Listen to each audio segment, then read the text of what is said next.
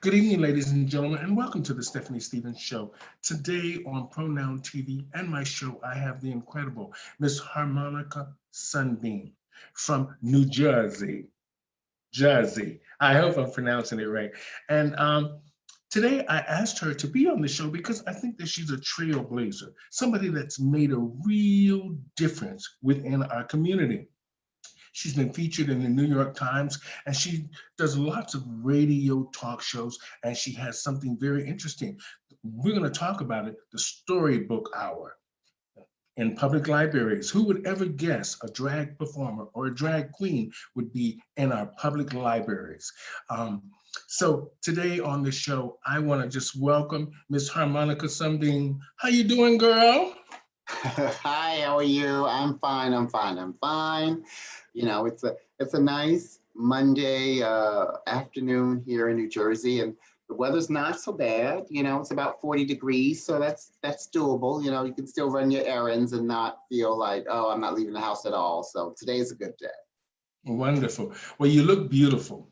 Thank you. Now, what I wanted to talk about today was the mere fact that you've been in the thick of it all. Like you're in New Jersey, New York, and you work in all of the clubs and you've done so much for the LGBT two-spirit pronoun community in a sense of living real life. I've watched you, so I know that you live in real time and real life. And that's what we were drawn to. When my agent saw you, she says, I want you to put her on the show because I think that she lives real life and she understands the direction you're going in with your career. And you understand that every day that you need to hustle to pay the rent or your mortgage or whatever. Mhm. Now, where are you actually from? I'm from New Jersey. I was born in Newark, New Jersey, and I've been in New Jersey all of my life, living wise. And I enjoy it. I like New Jersey. It's Okay, great. It's a great place to call home. what's the scene like in Jersey? Not just the gay scene. What's the scene like for a black drag queen living in Jersey? Well, I live in Jersey City, and Jersey City is very close to New York. I can get to New York in about 15 minutes, you know. Okay. So the good thing about living in Jersey City is that we are so close to New York that I can work in New York places as well as Jersey places, They earlier in the years there weren't a lot of opportunities in New Jersey, in Jersey City, and so I created some. I started, and so now I'm happy to say that we have two clubs and a bar, in a gay bar in Jersey City. But when I first moved here years ago, that wasn't a case at all. And so I had to be the one who acted as a promoter and did different events at different places to make some things happen and stuff. But I got started in Newark, New Jersey, at a bar called First Choice, which is no longer with us. It's now a Ecuadorian bakery or something. um, and Jersey is great, but Jersey is a little bit spread out. You might have a place here and then a place further down, and in another area and stuff. And at one point we had quite a few places to go to, and now not so much. But we make it work. Okay. Now, can you make a living? Can you make a living doing what you're doing right now? It really depends. Yes, you can, but you have to have a name for yourself first. I don't necessarily work in a lot of clubs these days. Mhm. Even before the pandemic, before the pandemic happened, I was only actually working in a club on a regular basis. I had a monthly gig at a club in River Edge, New Jersey. But other than that, a lot of my stuff is from private parties and events and things of that nature, and from Drag Queen Story Hour, which we can talk about later. But that's where but there are people who work in the clubs and they work like, 4, 5, 6 nights a week. And they tend to make a living from it as well too. But you've got to build up a name for yourself for to have those opportunities to happen. And you also have to put a reserve because bars and nightclubs come and go, and these jobs come and go, Mhm. even at the whim of a owner or a manager who says, oh, we're not going to do drag anymore, or we're not going to use you anymore, and so you Mhm. kind of have to like not put all your eggs in one basket and Mhm. have enough stuff and spread out where if one place closes, you're not totally out of out of making any money. Mhm. Now, I have to ask this question because my agent always puts a big sign on the wall there for me and reminds me. I have to ask you, how do you identify? Oh, in drag is she and her, and out of drag is him and he. Yes. Okay. Now, what I like the most about you is for me, it was the accent. I love the accent. And for me to hear Black Americans speak that, because we're so used to the Sopranos or, those guys there from the Goodfellas and all those kind of guys with that real kind of accent. It's really interesting to hear it coming from a drag queen. And so is it okay if I call you drag queen Oh yeah, or that's drag fine. That's performer? fine. Yeah, yeah. I Because, don't. I don't really feel that I have an accent, but people do ask where I'm from when they talk to me sometimes for the first time. So okay. mhm. I don't Now, know what they hear, but there's that little twang in there. It's like me. I've been in Toronto 32 years, and they always say they can hear that Southern twang in me. Mm. So, it's funny. We never lose where we come from. It's funny. It always carries with us. Now, I want to talk about Stonewall for just a minute. Okay. Now, where is that at? I saw that they needed money to keep this legendary place open. Well, it's located right on Christopher Street in the heart of Greenwich Village, Mhm. and yeah, there were a lot of bars and clubs and stuff that had GoFundMe's during the time when everything closed down because it's the rents in New York are crazy, and if you're not Mhm. open and making that money, just a small time closing could really throw off your books for a while, and so we were closed for a number of months. So a lot of places set up GoFundMe's to help out like some of the employees and things before they were able to get like some sort of unemployment in a sense. So, but yeah, a lot of different places. But yeah, and I felt for all the places, and especially Stonewall because Stonewall is a landmark, and Mhm. it's a place that people come to when they come to the village just to see the place, because it's where the riot started, and it's a place that we have to preserve. Now, the reason I wanted to talk about that for just a minute, is because I used to come to New York a lot when I used to go to the Limelight, and I used to go to other different clubs that really made the Saint, that made a real. These were huge clubs that made a real big difference in the New York gay life. Mhm. And I know that you were part of that as well as me, because I'm 60 years old. So, I mean, I'm not saying how old you are, and you don't have to say Right. it because the lady never tells her age.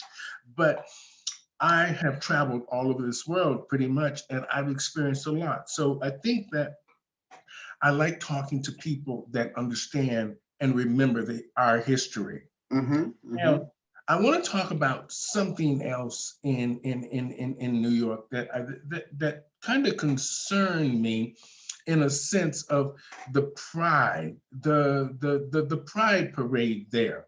Hmm. When they were having, I think it was last year when all of the Atlanta housewives of Atlanta came out. What was that all about? That controversy there with the housewives of Atlanta and they came out in support of the Pride um, parade, but it ended up being a backlash because it wasn't for the right reason. And I don't know if you heard anything about that. No, that's all news to me. Okay, so this is 2020, 2019. Was I think 2019 was World Pride here in New York. I believe it was World Mhm. Pride, or maybe it was 2018. I'm not sure. I have to look it up. But I don't know anything happening that was happening with them in a sense. I'm not a big TV kind of like person and stuff, but I didn't even hear anything, outside, like even on Facebook and stuff regarding there being some kind of situation with them. Okay. Well, I just wanted to, I didn't want to get into it. I just wanted to just sort of touch on it so people know. I mean, my agent, she put these things up there for me to touch on. So I'm just touching on certain things that I think we should talk about before we get into the real story of Harmonica Sunbeam.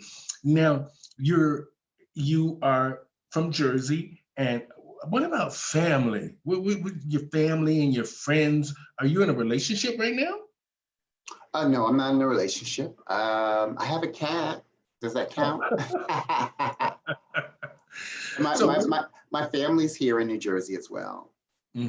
Now, I know that, to be honest, we really look up to you because I do feel like I'm talking to a celebrity. You've done so much in our community and around your own communities. And the fact that I mean, New York City and Jersey are probably not the safest places, like a lot of places around the world, to be doing drag and to be getting on the subway or even in a cab, trying to get through that traffic in New York to get to your gigs and all of this stuff, sometimes having to run there because you're scared you're gonna be late and you might lose the gig and all these kind of things. How do you handle that hustle and bustle of drag in New York, I mean, in Jersey? Well, I think it's a matter of preparation. A lot of times, I don't drive personally, but I will Uber to some events depending on where they are. Some events I'll go there and I'll get ready there depending on the conditions of the dressing room. All dressing rooms aren't created equal and stuff. So if it's a place that I can comfortably get dressed at, I will leave the house a little bit earlier and I'll go there and I'll get dressed. But like for stuff that's local here by me, I'll leave the house and I'll be fine. I happen to live in a very open-minded neighborhood. I've never had really any issues and stuff.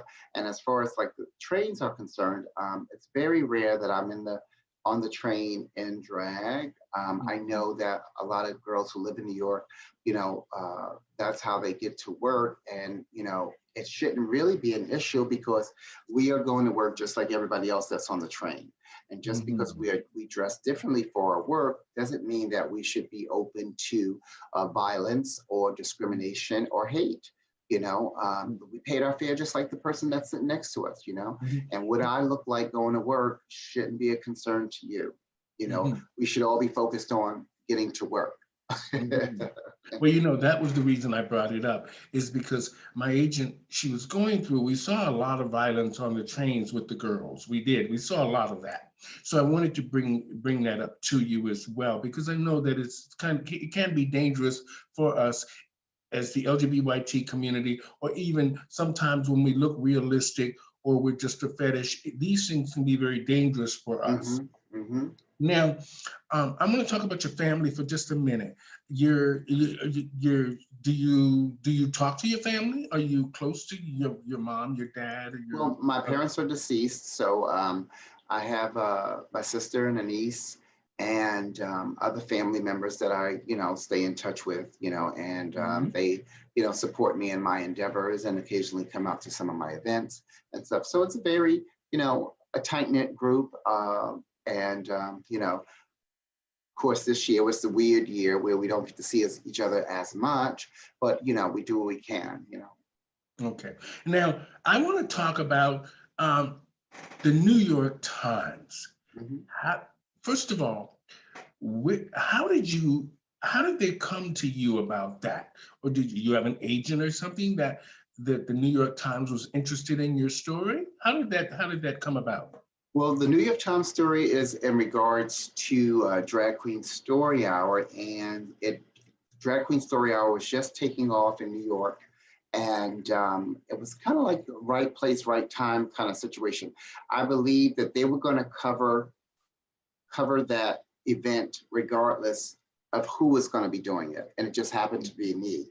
It also just happened to be my first ever Drag Queen Story Hour reading. So it was, it was my first day on the job. I'm already nervous. I have 75 pre-K and kindergarten kids coming from the school that's close to the library. And then they say, oh, and the New York Times is here to interview you. So all the pressure in the world, you know what I'm saying? But I mean, I was lucky enough that interview also reminds me when I started work, and I was also lucky enough to have had the gig and them to interview, because if it was somebody else, they would have just interviewed them as well too. They don't necessarily, it happens, but not as much where they seek us out individually. It's just that this is when the reporter can make it. When are you having another story time? Okay, this is when a reporter can make it. And so whoever happens to be that particular person, then they wind up getting the luck of being interviewed. Well, I must say, that's amazing. That is the mere fact that the New York Times showed up there, whether it was for you or anybody else, meant that this storybook or story hour meant something. It resonated with somebody. It got some bigwig's attention. Right. So, like you said, you were nervous your first time. What did the children think when they saw you? I mean, Harmonica Sunbeam is not the total toned down. Sometimes, children think of us as clowns. Mm-hmm, mm-hmm. So, and I know we don't think of that as ourselves. We Right. think, and what did you think the children thought of you? Did they like you? Oh, they were very engaged, and one thing about, the children, their emotions are real, when they are excited about something, they show their excitement. Sometimes, our audiences, our adult audiences and gay spaces can be a little jaded, and not give you the love and the energy as a performer that we need and deserve. So working with the kids, you always get that wow, and I always say that, if I can get to them through the stories, or get to them through costumes and jewelry and all of that stuff, there's different people appeal to different things, and you want to be able to have them engaged in one way or another, even if there was a kid in the audience that didn't hear a word I said, but was just fascinated by my jewelry, and it was just like that, that kid could be like, wow, when I grow up, I want to make jewelry, or something like, there's certain things that appeal to different people, and you just never know how you're going to touch people, when talking to a large group of people, and especially kids. So they were they were very well behaved and very excited to see me. Wonderful. Now, I want to ask you this because I'm sure some parents will be thinking exactly what I'm thinking. I mean, I'm going to be honest. I'm guided by what my agent wrote here. I would have probably said some of this stuff anyway and asked, but I think some of her points are very relevant, and we need to talk about it. Were any of the children afraid of you? There have been kids who didn't want to take a picture with me. You know what I mean? They made because sometimes, well, and that's not necessarily being afraid. It's probably afraid of being left alone. So if you were to take a child and say, okay, go stand next to her and take the picture, but they really want to just be closer to their parent, so they just didn't want to take the picture. But there have been kids that have cried, and stuff, but not necessarily afraid, feared, like you were in fear of me, Now, just a couple of more questions around this. Now, you obviously like this storybook hour. It's gotten you sort of the attention that you want. It's giving you a little bit of the status that you want, and it's sort of made you realize that children are the key to understanding us with diversity, understanding, and you start maybe something they would be able to relate to, because a lot of times, like I said, is they think we look like clowns, whether we're either a scary clown or a friendly looking clown. Now, I know that I can tell when I've listened to one or two of your stories, and I can tell that you have a passion inside you that's real. So this is what resonates with children, and it also resonates family, um, with some families. Now, of course, there's going to be that opposition of those families that are the Christian ones, like you said, that really doesn't, they just came to see who their children, what this drag queen is all about, and what their children are actually being exposed to. Now, have you ever had any real complaints from families or parents about you? Well, we've had some protesters at some events, and that's to be expected. Um, we haven't had a situation where they have actually entered the building. They've just, showed up outside to say that they don't agree with the program, and that's fine. They have a right to say what they don't Mhm. agree with, but you keep in mind that all the kids that attend any drag queen story hour are accompanied by a caretaker or a parent or someone who wants them there. It's a lot different. I am not in the middle of a dark alley saying, hey kids, come here, I want to read you a story. I am in an open public setting, Mhm. and these kids are with their parents, and we're just reading books. So it's not like a secret situation where you can't come in, oh, you can come in, oh, not you, it's everyone is welcome as long as you're there with the right intentions. Okay. Now, this will be the last one on this, because Mhm. I really, I'm enjoying this part, because I think that this is what my agent really wanted me to focus on. She was like, well, I want you to do this and I want you to do this and ask her this. So I'm going to ask you this. Are you happy with the results that you're seeing from all of the storybook hours that you're getting? Are you having an impact? Are you making a difference? Is it working? Is the storybook hour working? I believe it is working, and I know that it's working because we started out this started in San Francisco, and it came to New York, and now it is international. We have chapters in Germany and Japan and Mexico and Sweden, and all across the US. So there is a need for this, and there's a desire for this, and there's a purpose for this. And I am happy that we have a chance to help raise a new generation of open-minded individuals and people who are not afraid to express themselves. That's what this is all about. It cuts down on bullying people who are different, and it also creates role models, in a sense, of the drag queens. Now we're held in a different light. A lot of people have always said, "Oh, why do you need drag queens? They perform for adults. They perform in nightlife and stuff."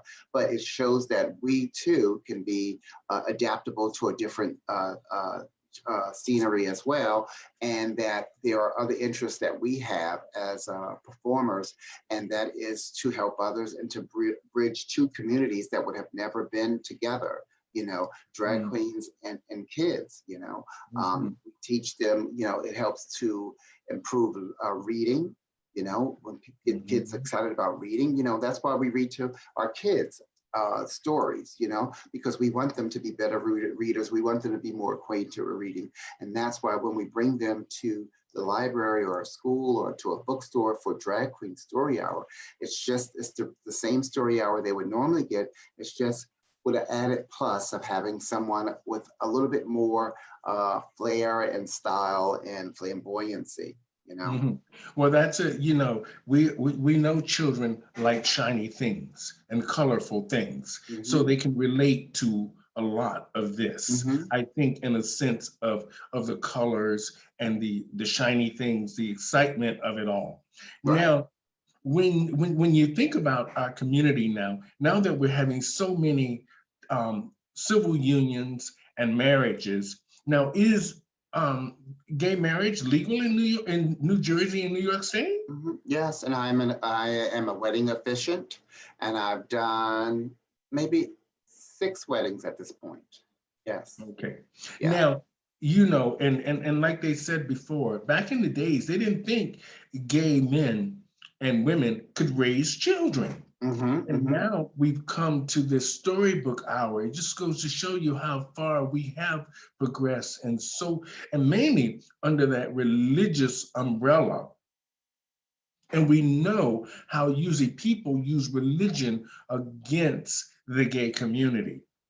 And the fact that, you know what, I take my wig off to you, Harmonica, for just the fact that you are doing it. You're doing it. And for you to know that there's crazy people outside the door and you're there reading to children and there's this opposition outside, and the fact that you kept going without missing a beat, the fact that you know this is something you must do for just not for the gay community, but for people that are on the outside that might have a misunderstanding about us. For years, they thought that we were child molesters and pedophiles. And this stuff is not true. Of course, there's some knuckleheads in any group. Mm-hmm. Now, I want to just say, now you were doing some radio show the other day, or you have some big radio show that's coming up No on radio shows, BuzzFeed, no. Hmm? BuzzFeed.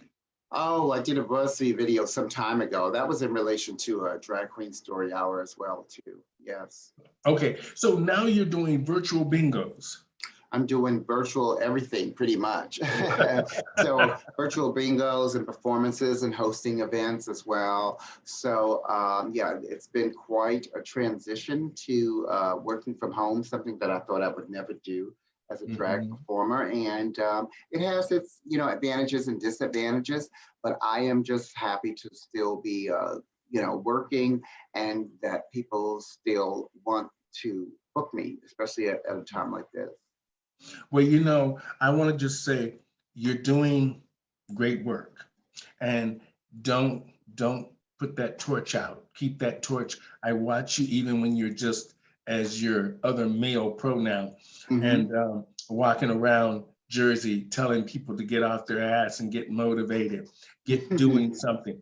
And I like that. I like the fact that you just keep putting the fire underneath them to keep them moving, because Right. mainly in this time most people are just laying in their house, they're going through depression. And our community is very marginalized in the first place. And for us to go through something like this here just really sort of sets us back a little bit. But the fact that we have great performers like yourself that just keeps online, keeps entertaining, keeps bringing it, just keep bringing it. And this is what Mhm. my agent told me. She said, get off your ass and get on that thing there and get things out there, get this going. This is the only way we're going to get this going. Let the people know you care about them. Let them know that you're here, even if you're just drinking coffee and talking to them. Do something. So I understand the value of our voices. Mhm. Before, I didn't understand that. I do now.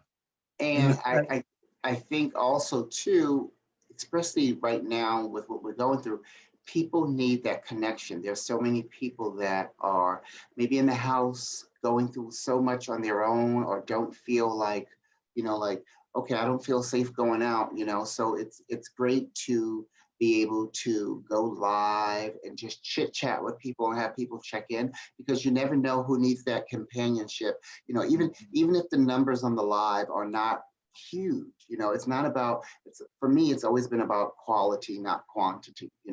And I know that when I go live, even if I'm just doing my makeup or just chewing the fat and having some coffee, I know that there will be people that come on that I don't normally get a chance to talk to on social media. And so we wind up having that, a conversation that we would have never had if I didn't go live. that's the good thing about this. My agent, she told me, she says, Stephanie, slow and steady. Mhm. And I found she's right. Slow and steady. You don't need to be viral. You don't need a million hits. Just slow and steady. Mhm. Oh, Now, we all have a beginning, so nobody starts off, Paris Hilton didn't start off with 1 million followers. It's just, it took a while before people started to realize who she was. So yeah, we mhm. all start somewhere. Okay, I'm going to lighten the mood for just a minute, and then we're going to wrap up shortly here because I know you're a busy woman. Now, I know Wendy Williams is from Jersey. Yes. Now, you know, a few months ago, or even a year, it was almost about a year ago when they had the controversy with her about telling men to stop wearing. Women's What are stuff. your thoughts on that? Well, I've had the pleasure or the opportunity to be a guest on her radio show years ago. She's a radio hostess on WBLS, and people would talk about me and my show in New York City, and and so she said she wanted to meet me, and she invited me onto the show to be a guest.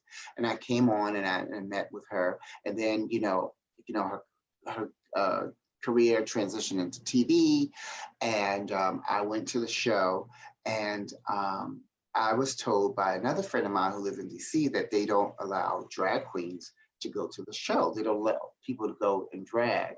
And I thought that was very weird how, she says she's all for the LGBTQ community. And, you have all these people from our community that are on your team that help you look your best. And why would someone not be able to go and drag? Because in reality, my idea of drag is any time that we dress up more fabulous than what we normally do. Do you understand what I'm saying? So all Mm-hmm. those people in that show, in that audience, they're in drag because what they wore today is not what they would wear going to Walmart. It's not Mm-hmm. what they would wear lounging around the house. They all got dressed up. So you can't say like, oh, but you have a wig on. Okay, I can't be the only one in this audience with a wig on. Mm-hmm. I can't be the only one in here with a face full of makeup. I'm not the only one here with jewelry or nails on. So what are you getting at? I thought that she made a big mistake by saying that, and she turned a lot of people off. This is the thing, let people be who they want to be, because it's not hurting you, Mm-hmm. you Well, know. for me, I look at it this way. If the booking people or the production company or whoever is contacting your agent or contacting you, if they're hiring Harmonica Sunbeam, that's who we need to see. Mm-hmm, mm-hmm, We want to see the woman that is getting all of the attention. We don't want Janet Jackson to come with no makeup on and no wig on and no stuff and looking like Janet Jackson. If we're hiring Harmonica Sunbeam, that's who we want to see. And if just in case that you're a drag queen, then that's what we want to see, that drag queen. So Wendy Williams is a very strange individual, and I've said this many times. And someday, she is just lucky that she is even on TV, and and the fact that she can just, anyway, she'll learn her lesson eventually. Now, in closing, I want to say, how do we get a hold of you if we want to book you? Oh, okay. Well, you can always reach me on Instagram at hsunbeam, or on Facebook under Harmonica Sunbeam, or through my website, theharmonicasunbeam.com. Yes, theharmonicasunbeam.com. Well, it was great, interesting talking to you and having your take on just a few issues. Now, I just want to say it's my pleasure meeting you finally, and the fact that you're making a difference. And I like the fact that you understand what it is that you want from your career. And you understand the challenges for us as older individuals in the drag world, how we have to always be changing and stay relevant to keep working. Mhm. But yet, at the same time, use our voice to make sure that people respect us Right. and understand that we are to be respected and we have something of value to even offer to the little ones. Mm-hmm. Mm-hmm. So I want to just say thank you, Miss Harmonica Sunbeam. I know you're having a busy week. So what do you have coming up today? I have a show I'm going to be doing. There's a fundraiser for a councilwoman, and I'm going to be performing in between speakers today. So that's a little bit later on today, but I'm also I'm decluttering. Oh, So okay. I have like 3 boxes of donations that I need to like organize and get ready because they're picking them up in the morning. So I'm like, okay, once I pull all this stuff out, I want it to go. It can't, be pulled out and then stay here for 2 weeks. It's got to go the next day. So they're coming to pick it up tomorrow. So I'm happy for that. So it'll create, some more space in here for me. And yeah, I'm just getting ready for a very peaceful Christmas week. Mhm. Well, I just want to say this to you. Um, I always say this to a lot of my friends at this time. I just hope everybody's reaching out to everybody during Christmas time. It's the most difficult time for our community because a lot of us don't have family and we're lonely. A lot of us need food. So that extra food that we have, we should be sharing with our neighbors and our friends and just reaching out just to see if people need a bag of groceries or just need a conversation. Mhm. And I know you're good for those kind of things because I watch a lot of your stuff and you're very good for charity. And we want to say thank you. Also, I want to just wish you Merry Christmas and Happy Holidays, Miss Sunbeam. It was a great time talking to you today. And I just want to say thank you. Thank you. Thank you. Thank you for having me, and I appreciate it. And we will chat again soon. All righty. Happy holidays. You too. Bye-bye. Bye-bye.